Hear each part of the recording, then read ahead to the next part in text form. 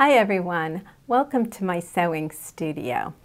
In this video, I am going to walk you step by step through my planning process as I plan the next garment that I want to sew.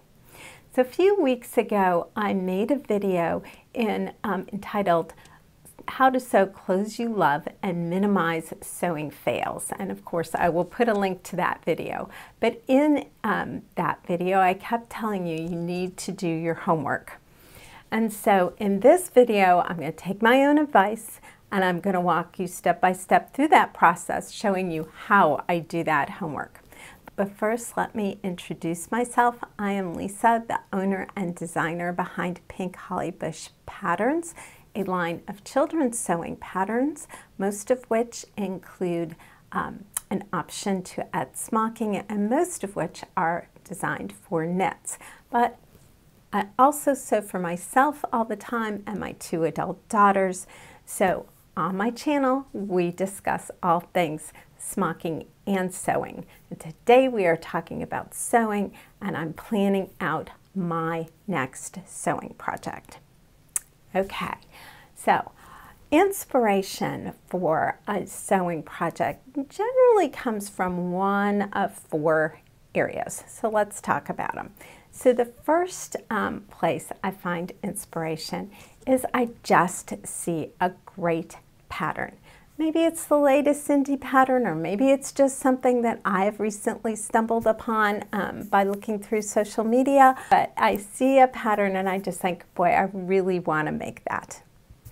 Okay, the second place that inspiration comes is you just find that great and amazing fabric and you want to make something out of it. So, you know, what more can I say? The fabric is speaking to you and you think, oh, that's beautiful. I would like something made out of that. The third place that you get inspiration is you see a great outfit. Now this could be in a catalog, it could be on social media, it might be in a store if you're walking through a shop. Maybe you're just walking down the street and you see somebody who looks amazing and you think, oh, I want to recreate that top, or I want to recreate that dress. Maybe it's something that's on your best friend. Wherever you saw it, you saw a piece that you want to try and recreate. And the fourth place that inspiration comes from, which maybe isn't quite as exciting, but from your own closet. Because maybe you were in there, you were assessing what you have and what you don't have, and you realize, hey, I really could use an ivory long sleeve silk blouse. Or it's summer, it's hot, and I need a few more short sleeve tops. Or I need a new pair of pants in this color. Whatever, you realize that to fill in some gaps in your wardrobe, there's a piece you need, and so you want to make that piece. Okay, in my case, inspiration has come from two places. One is that great fabric. So let me show you the fabric. So I got this fabric into the shop and I just absolutely love it. So it is a wonderful cotton knit. I, of course, will link to it. But I love the colors. I think it's perfect for fall, and I just really wanted to make a top for myself out of this. So knowing that I'm working with cotton knit, that's my first guideline. I'm going to need to pick a pattern that works with a cotton knit. As a medium weight cotton knit, it has some drape, but not a ton of it. So again, I'm going to need a pattern that works well with that. Now, the second place that I found inspiration was my closet. As I looked through and sort of sorted out at the beginning of fall, I really noticed that I didn't have many transition pieces, and I really could use some more tops that I could layer, and that would really help me through those days when it's really cool in the morning and in the evening, gets warm maybe in the middle of the afternoon. So if I had a couple more pieces that, you know, worked well under a sweater in the morning, but then I could take that sweater off as it gets warmer. And so assessing my closet, I realized I had a great lightweight yellow sweater that would be a good layering piece. I needed a top or two to go under it. This fabric print would be great for that.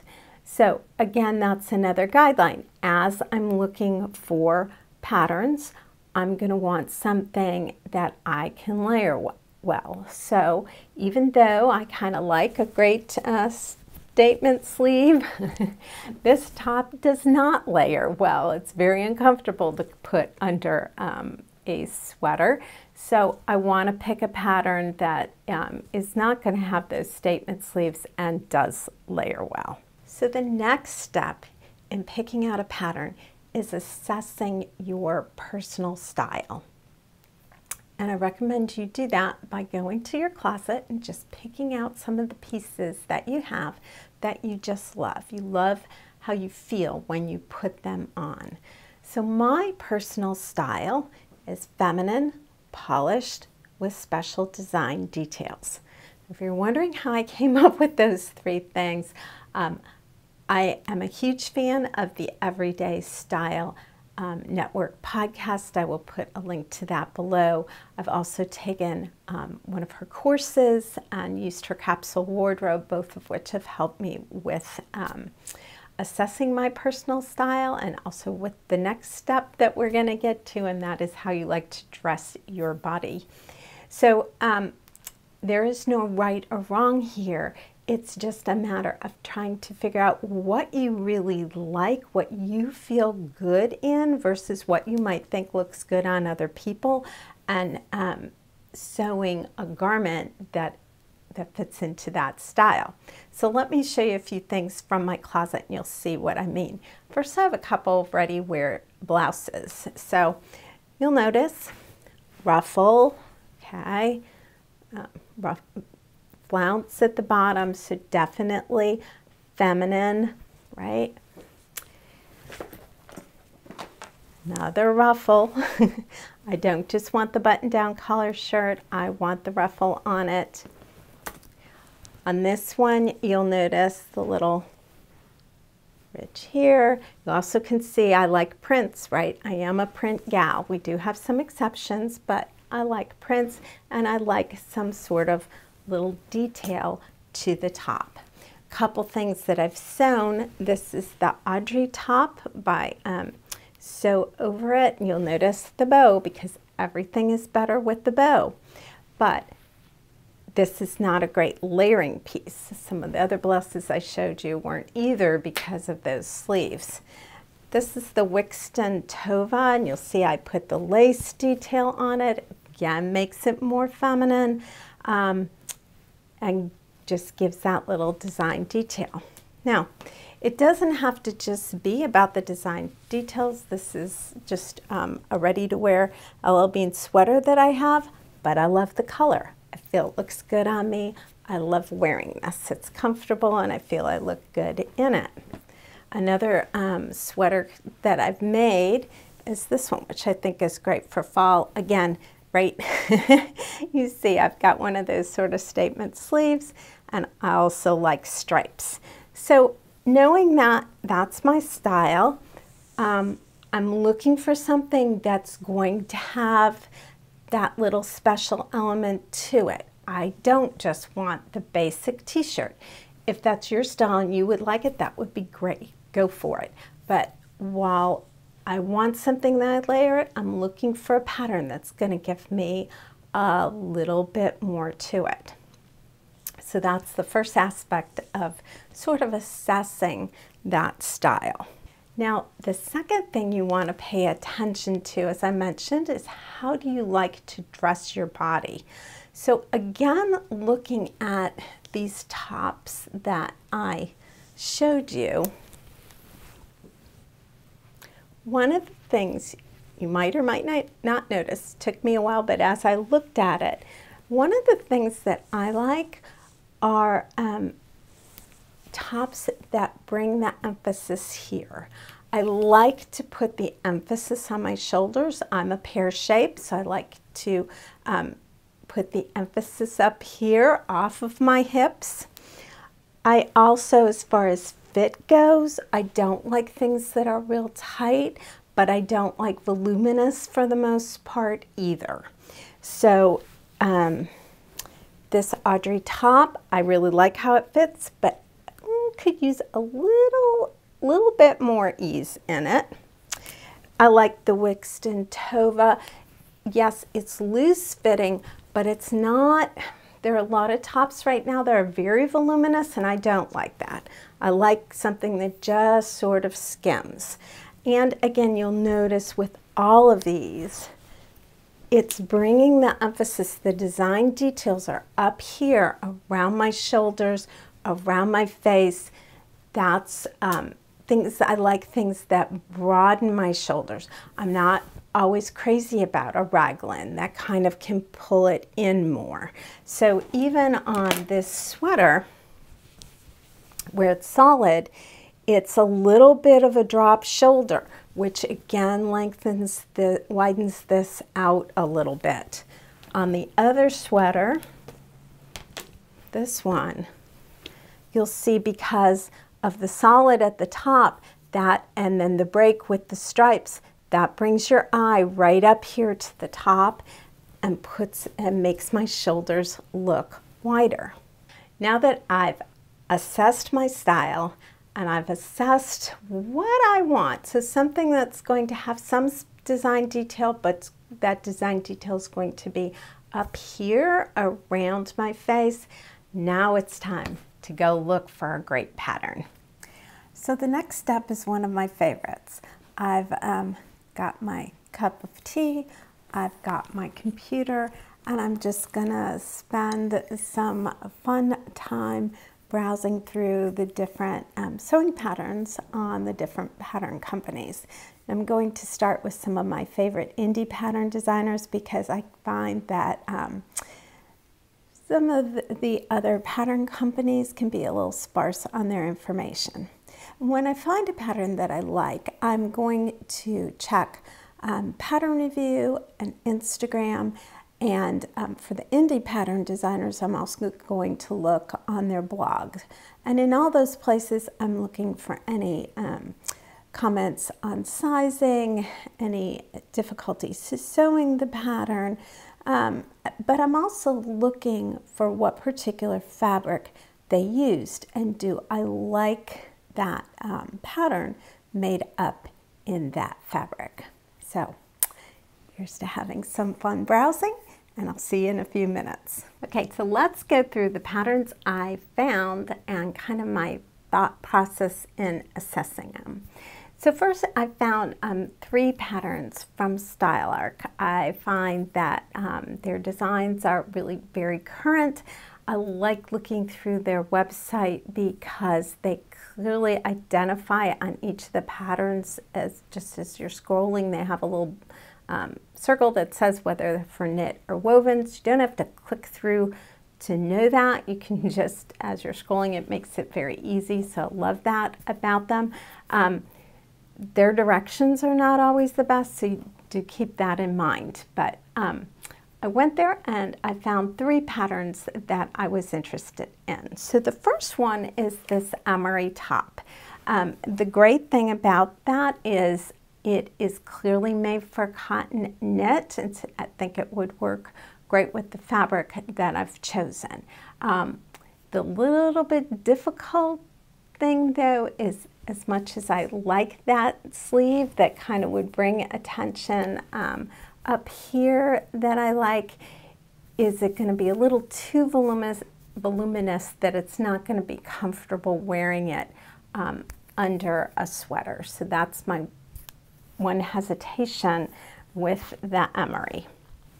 The next one I found is this Winnie top, and I like kind of the funnel neck sort of, it's not a tight turtleneck, but it has that little bit of funnel neck detail up here. I liked that aspect of it. Now, it did seem though maybe a little bit too boxy, a little bit too bulky in the body. It also seemed that maybe it would be better with a knit that had a little even more structure, than my cotton knit has. I wasn't too sure about that. Like maybe a ponte or a double knit would be better than my cotton knit jersey. So those were my hesitations with the Winnie top. Now the Savannah top, this one I have had on my list every year. I think I'm going to get this top made and I haven't. I really like the style of it. It has a little bit different style with it, which I enjoy, and I think it would be fun. I think the crossover at the neckline would be flattering, and that I would like that. My hesitation again is this going to be something that looks good layered? I think you could easily put the sweater over it, but are the proportions just going to be a little off that it doesn't look great as an outfit when you're wearing a sweater over the top of it? Okay, the next one that I found is Vogue 9227. Now I was looking at doing that option with the little collar and the buttons going down the one raglan side, but I would do the straight bottom. I don't care for the pointed bottom. I like that design detail at the neckline.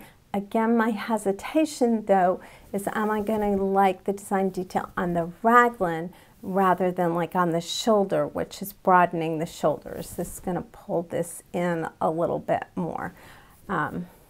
That makes me a little bit hesitant, but this design is one that would clearly work really well with the cotton knit jersey. So we have that. Okay, the next one is the Easton Cowl by Liesl & Co. Again, got my design detail right here at the neckline. It does have straight, slim sleeves, so would be very easy to put under a sweater, so that's really good. In looking at it though, it does seem that the fabrics that she has made this out of seem to have a little bit more drape than my cotton knit does. So will my cotton knit work in this situation, or do I need a fabric with a little bit more drape? So that's a little bit my hesitation with the Liesl & Co. The last one that I have found is the Isidro top by Itch to Stitch. Now, again, I've got that great gathered detail right here at the front. I really like that. The downside of this is I do want a long sleeve or a 3/4 sleeve because we're in fall and I'm trying to do a transition piece, and this pattern only comes either sleeveless or short sleeve. So I would have to do a hack and you know, track down a long sleeve that I could use with it instead. That's not that big of a deal. I think I probably could do that. So I am considering this one as well. So after doing my homework, looking at pattern review, checking out Instagram, going to the blogs, I decided to eliminate the Savannah top and the Winnie top. I just felt that both of them were not going to be great layering pieces. They would be really pretty tops on their own, but not necessarily under a sweater. Then I also eliminated the Isidro top. I have made a note of that one though, because I think that will be a great summer top for me with the short sleeves, and that I'd really enjoy that. So I'm going to save that, and come spring might be stitching one of those up for myself. So that brought me down to the Easton Cowl and the Emery top.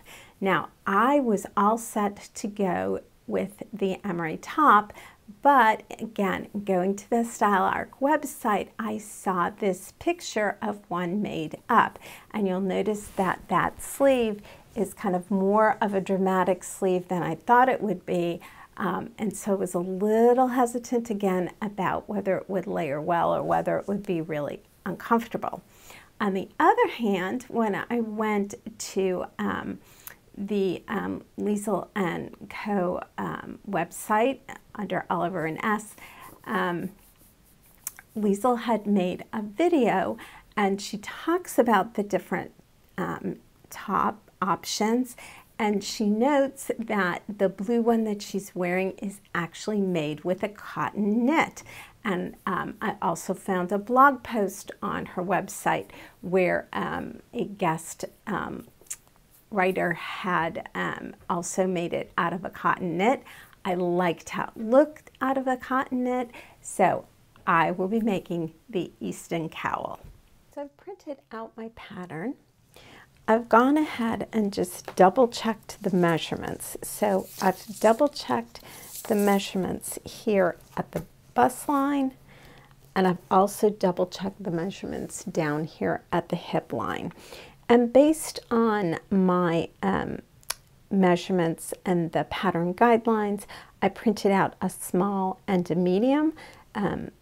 My measurements say I should be a small at the bust and grade out to a medium at the hip.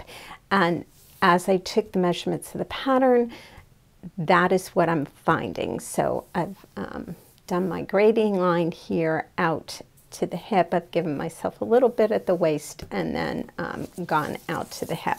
Next, I got my Audrey top that I made a while ago. This is Audrey by Sew Over It, and this is made from a medium weight cotton knit. This is from Art Gallery. It's almost the exact same fabric as the Stoff knit that I'm going to use. So I like the fit of this. I double checked the bust. It will be exactly the same as the Easton Cowl, so I'm very comfortable using that small at the bust of the Easton Cowl. And then I also double checked the hip, and yes, I definitely want to grade out to that medium and not use the small based on my hip measurements here of the Audrey top. I also have this top. This is the Chai Tea from Liesl & Co. Again, I'm comfortable with the fit on this. Well, I am in the bust on this, and they are the exact same fit on the bust, so that's great. This is a little bit narrower in the hips than the Audrey one, and this is a little bit tighter, and I'd rather have the little bit more room in those hips, so we will definitely be grading out. Then the one other thing I checked, I don't usually have a problem with the upper arm, but I thought, hey, we're going to double check. So I did double check this and compared it to the piece of the Easton Cowl, and the Easton Cowl is narrower, and I was surprised by that. So I went and got a ready-to-wear top that I have that's also knit. I double checked the width here of the upper sleeve. This is the same as the Audrey, so I was like, okay, that is the size that I'm comfortable with. So given that, I am actually going to go with the medium on the sleeve piece. I'll show you that here. I can get this out. So I'm going to use the medium, and then if I need to take it in, I can take it in, but I certainly do not want this to be tight in the upper sleeve. That won't be that comfortable. So those are the changes that I am going to make, and I'm ready to get started now sewing my Easton Cowl. I hope that you've enjoyed this video and that you get a fantastic result on the next item that you sew for yourself. If you have any other tips and tricks, I would love to know about them. And please remember to give this video a thumbs up and to subscribe. It helps me to continue to make them. Thanks so much, and happy sewing.